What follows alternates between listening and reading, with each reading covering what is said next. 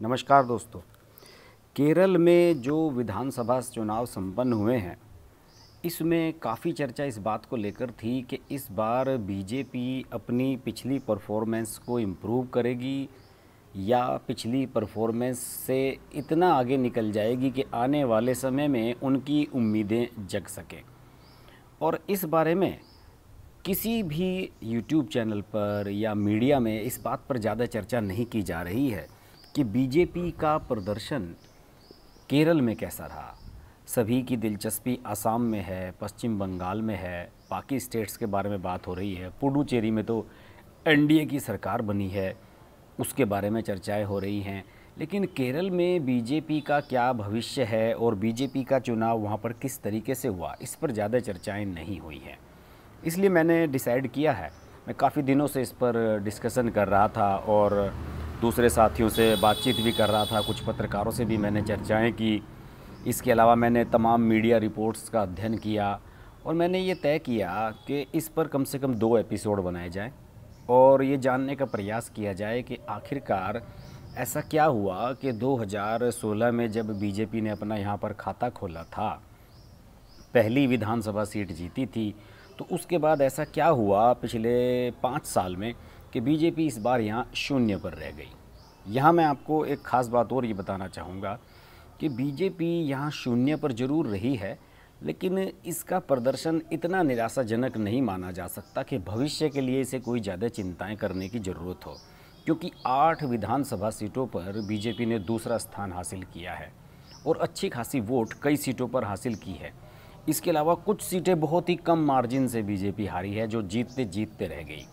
तो इस केरल के एनालिसिस का केरल का जो बीजेपी का एनालिसिस है चुनाव परफॉर्मेंस का, उसके 2 एपिसोड में हम पहले में तो इस बार के नतीजे डिस्कस करेंगे और इस अगले एपिसोड में, दूसरे एपिसोड में हम इस बारे में चर्चा करेंगे कि किस तरीके से बीजेपी इस बार यहाँ पर हारी है, अब भविष्य के इसके संभावनाएं क्या हैं और इसके समीकरण ऐसे क्या थे कि इस बार क्या ऐसी वजह रही कि बीजेपी यहाँ पर अपेक्षित रूप से प्रदर्शन नहीं कर पाई। पहले एपिसोड में चर्चा करते हैं सिर्फ चुनाव के नतीजों की, और मैंने 3 विधानसभा सीटें ऐसी चुनी हैं जिनके चुनाव के नतीजों की चर्चा करना बहुत ज़रूरी है। देखिए, जब बीजेपी केरल के चुनाव की तैयारी कर रही थी तो अचानक से एक नाम आया मेट्रोमैन ई श्रीधरन का। ई श्रीधरन ने बीजेपी ज्वाइन कर ली और अचानक ही ये कहा जाने लगा कि वो सीएम पद के दावेदार हो सकते हैं। हालांकि सीएम बनने की तो कोई संभावना बीजेपी की वहाँ थी नहीं, जिसका पिछली बार एक विधायक हो और इतना बड़ा कैडर का बेस वहाँ पर नहीं हो, वो कैसे इसकी उम्मीद कर सकता है कि हम यहाँ पर सरकार बना लें। लेकिन मेट्रोमैन ई श्रीधरन के बीजेपी ज्वाइन करने के बाद निश्चित रूप से यहाँ पर एक बूस्टअप तो मिला था बीजेपी को, और एक ऐसा फेस मिला था जो इंटरनेशनल लेवल पर लोग जिसे जानते हैं। और इसके नतीजे क्या होंगे, कैसे ई श्रीधरन को पार्टी लेकर आगे जाएगी, ये मुझे कुछ ऐसे ही लगा कि जैसे 2014 के लोकसभा चुनाव में जब राहुल गांधी और कांग्रेस ने नंदन नीलकेनी को लड़ा दिया था अनंत कुमार के सामने बेंगलुरु से। आपको याद होगा, अनंत कुमार स्वर्गीय अब तो नहीं रहे इस दुनिया में, और पता नहीं 6, 7, 8 बार से वो वहाँ के सांसद थे। और उन्हें हराने के लिए कांग्रेस ने स्ट्रेटेजी बनाई थी कि हम नंदन नीलकेनी जो आधार कार्ड वाला प्रोजेक्ट है उसको हेड कर रहे थे, यूआईडी वाला, उनको लड़ा दिया था उनके सामने, क्योंकि बेंगलुरु में इन्फोसिस और जितनी भी बड़ी बड़ी कंपनियां हैं इनके ऑफिसेज हैं, और ये इन्फोसिस के को फाउंडर थे नंदन नीलकेनी। तो इनको वहाँ पर लड़ा दिया गया और चुनाव ये हार गए थे। मैं इसलिए इस बात का जिक्र यहाँ पर सिर्फ इसलिए करना चाह रहा हूँ कि चुनाव लड़ना अलग चीज़ है, उन्हें जीतना अलग चीज़ है। आप हो सकता है कि आपने देश के लिए बहुत कुछ किया हो, लेकिन जो राज्य की जनता है जहाँ आप चुनाव लड़ रहे हैं उनसे आप कितना कनेक्ट कर पाते हैं, ये बहुत महत्वपूर्ण होता है। और यही वजह है कि नंदन नीलकेनी चुनाव हार गए थे अनंत कुमार के सामने, क्योंकि अनंत कुमार का बेस बहुत मजबूत था बेंगलोर में, और बेंगलोर का बच्चा बच्चा अनंत कुमार को जानता था। कुछ ऐसा ही मुझे लगा है कि श्रीधरन साहब के साथ भी हुआ है।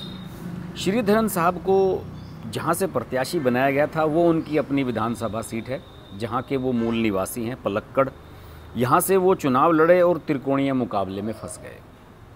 यहाँ पर उन्हें कांग्रेस के शफी पारम्बिल ने पराजित किया और श्रीधरन साहब केवल 3859 यानी कि 3859 वोट से हारे हैं, कांटे के मुकाबले में हारे हैं। शफी को 54,079 वोट मिले और श्रीधरन साहब को 50,220 वोट मिले, यानी कि केवल 3859 वोट से वो हारे। लेकिन यहाँ पर जो सीपीआईएम के जो प्रत्याशी थे एडवोकेट सीपी प्रमोद, उन्हें 36,433 वोट मिले और यही हार का कारण बना श्रीधरन साहब की।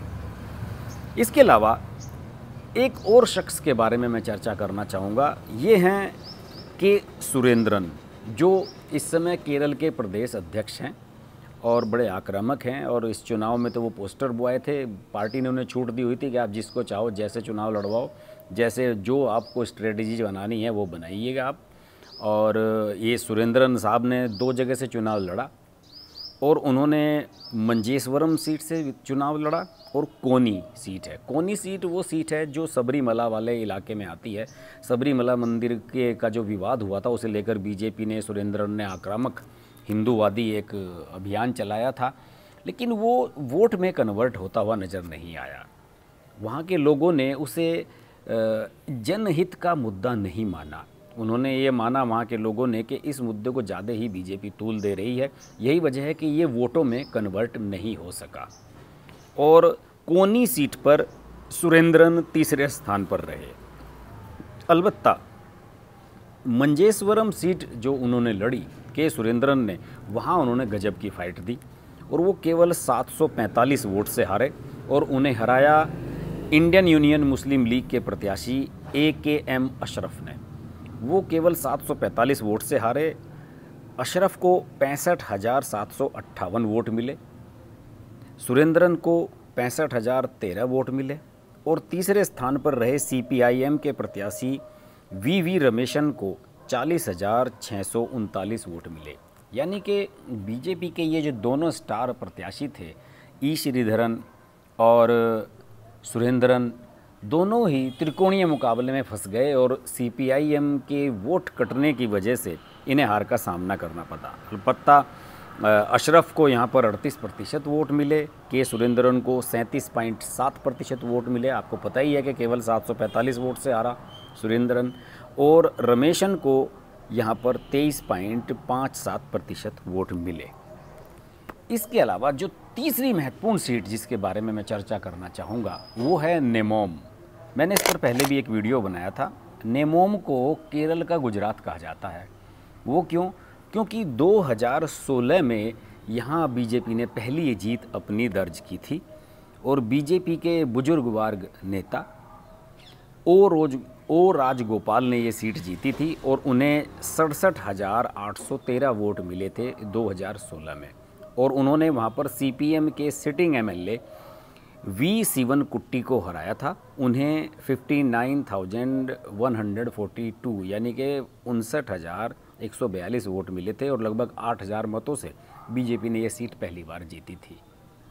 इस सीट को बीजेपी रिटेन करने के लिए पूरा जोर लगा रही थी, लेकिन चूँकि ओ राजगोपाल 90+ हो चुके हैं, उन्होंने कहा कि भाई अब मेरा स्वास्थ्य नहीं है, मैं ये चुनाव नहीं लड़ पाऊँगा, इसलिए आप किसी और को चुनाव लड़ाएं। तो ऐसे में ये तय किया गया कि कोई ऐसा शख्स ढूंढा जाए जिसकी यहाँ पहले से बढ़िया पहचान हो। दरअसल जो नेमोम विधानसभा सीट है ये तिरुवनंतपुरम, जो केरल की राजधानी है, तिरुवनंतपुरम का ही एक पार्ट है लोकसभा सीट का। और तिरुवनंतपुरम लोकसभा सीट से आपको पता ही होगा कि कांग्रेस के सांसद हैं शशि थरूर, जो केंद्रीय मंत्री भी रहे हैं और बहुत लिखते पढ़ते रहते हैं और काफ़ी इंटेलिजेंट पर्सन माने जाते हैं। और 2019 में जब लोकसभा चुनाव उन्होंने तीसरी बार जीता था शशि थरूर ने, तो उनके सामने चुनाव लड़ाया था बीजेपी ने के राजशेखरन को। और के राजशेखरन जो हैं ये उनसे हार गए थे काफ़ी डिफरेंस से, लेकिन दूसरे नंबर पर रहे थे। शशि थरूर को 4,16,131 वोट मिले थे और राजशेखरन को 3,16,142 वोट मिले थे। अंतर काफ़ी था, लगभग 1 लाख वोटों से ये हारे थे। लेकिन फिर भी बीजेपी ने सोचा कि जो लोकसभा चुनाव में इतना अच्छा चुनाव लड़ सकता है, उस बंदे को क्यों ना विधानसभा का टिकट दे दिया जाए, और इसीलिए राजगोपाल साहब की जगह टिकट दे दिया गया के राजशेखरन को। अब के राजशेखरन ने अच्छा खासा चुनाव लड़ा और उनका जो मुकाबला हुआ फिर उन्हीं से हुआ, राजगोपाल का जिनसे हुआ था, जो कि पहले भी यहाँ से एमएलए रह चुके हैं 2011 में, वी शिवनकुट्टी। वो लगातार तीसरी बार यहाँ पर सीपीएम के टिकट पर चुनाव लड़े और इस बार चुनाव जीतने में शिवनकुट्टी सफल रहे। शिवनकुट्टी ने यहाँ पर 55,837 वोट हासिल किए। राजशेखरन को 51,888 वोट मिले, यानी कि वो 3,949 वोटों से हार गए और ये मुकाबला बहुत ही दिलचस्प रहा। इस हार में एक बहुत इंटीग्रल पार्ट रहा। इस हार में चूँकि ये जो नेमोम सीट है, जिसे कि यहाँ पर केरल का गुजरात बीजेपी कहती रही है, विरोधी दल भी इसे कहते रहे हैं कि भाई ये केरल में बीजेपी का एक गढ़ बन गया है, क्योंकि यहाँ पर बीजेपी ने पहली जीत हासिल की थी। तो कांग्रेस इस सीट को बीजेपी को हरवाने के लिए बेचैन थी। कांग्रेस की इच्छा ये थी कि बीजेपी किसी भी तरह से ये सीट हारे, खासतौर से राहुल गांधी अब केरल का प्रतिनिधित्व करने लगे हैं, वायनाड से सांसद बन चुके हैं। तो उन्होंने कहा कि भाई किसी भी तरह से ये सीट हरवाओ बीजेपी को, भले ही हम ना जीतें, सीपीएम जीत जाए, लेकिन इसको हरवाना है। अब इसके लिए तलाश शुरू हुई कि क्या किया जाए, किसी प्रत्याशी को, ऐसे प्रत्याशी को तलाशा जाए जो दमदार प्रत्याशी हो। किसे तलाशा जाए? तो राहुल गांधी ने नाम लिया के मुरलीधरन का। के मुरलीधरन कांग्रेस प्रत्याशी के रूप में उतरे और उन्होंने 36,524 वोट लेकर राजशेखरन को हरवा दिया, वरना राजशेखरन आसानी से चुनाव ये जीत सकते थे। के मुरलीधरन के बारे में बताता हूँ, उनकी बैकग्राउंड क्या है। बहुत सॉलिड बैकग्राउंड है के मुरलीधरन की। 63 साल के हैं के मुरलीधरन और कांग्रेस के केरल में कद्दावर नेता रहे के करुणाकरन साहब के बेटे हैं। के करुणाकरन 4 बार सीएम रहे हैं केरल के और राजीव गांधी और पीवी नरसिम्हा राव के करीबी रहे थे। करुणाकरन को ही क्रेडिट जाता है यूडीएफ का, जो यूनाइटेड डेमोक्रेटिक फ्रंट केरल में आज भी चुनाव लड़ रहा है, इसका गठन कभी के करुणाकरन साहब ने ही किया था। और मुरलीधरन 1989, 91 और 1999 में लोकसभा के सांसद रह चुके हैं। 3 चुनाव वो जीत चुके हैं। इसके अलावा 2001 से 2004 तक केरल कांग्रेस के अध्यक्ष भी रहे।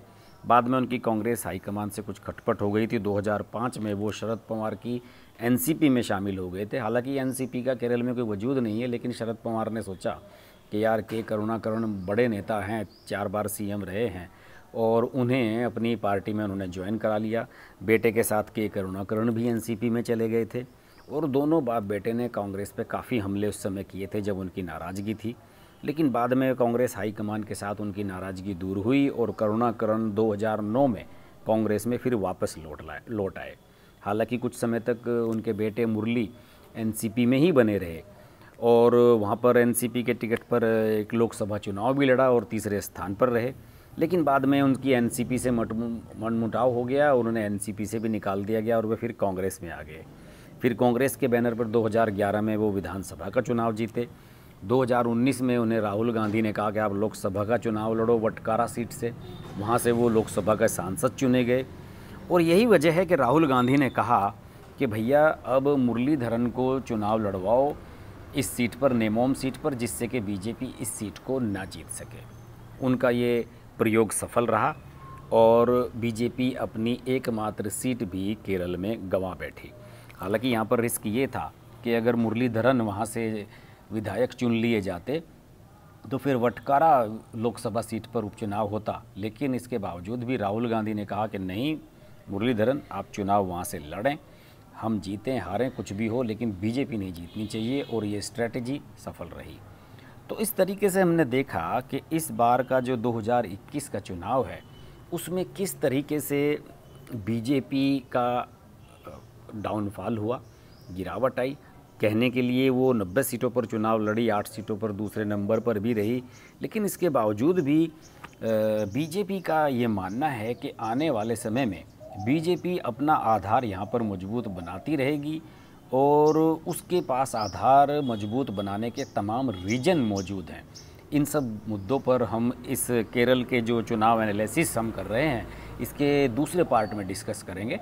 और अगर आपको ये वीडियो अच्छा लगे तो प्लीज़ इस वीडियो को शेयर करें अपने दोस्तों के साथ, और अगर आप केरल से हैं तो आप कमेंट बॉक्स में अपने कमेंट्स ज़रूर लिखें। मैं जानना चाहूँगा कि केरल से कितने लोगों ने ये वीडियो देखा, और मेरे चैनल को अगर आपने अभी तक सब्सक्राइब नहीं किया है तो सब्सक्राइब ज़रूर करें। नोटिफिकेशन के लिए बेल आइकन प्रेस करें, क्योंकि मैं अक्सर लाइव रहता हूं और लाइव मुझसे आप जुड़ सकते हैं। सुपर चैट के थ्रू भी आप मुझसे बात कर सकते हैं। मेरे चैनल की मेंबरशिप लेकर आप ज्वाइन कर सकते हैं चैनल को। केरल के चुनाव का विश्लेषण, खासतौर से बीजेपी का परफॉर्मेंस कैसा रहा, इसे लेकर हम चर्चा इसके दूसरे पार्ट में भी करेंगे। देखते रहिए हर्ष की बात लाइव। नमस्कार।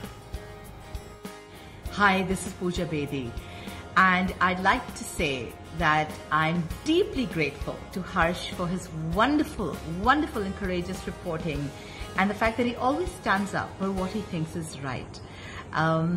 Thank you, Harsh, for all the support and all the love, and rock on.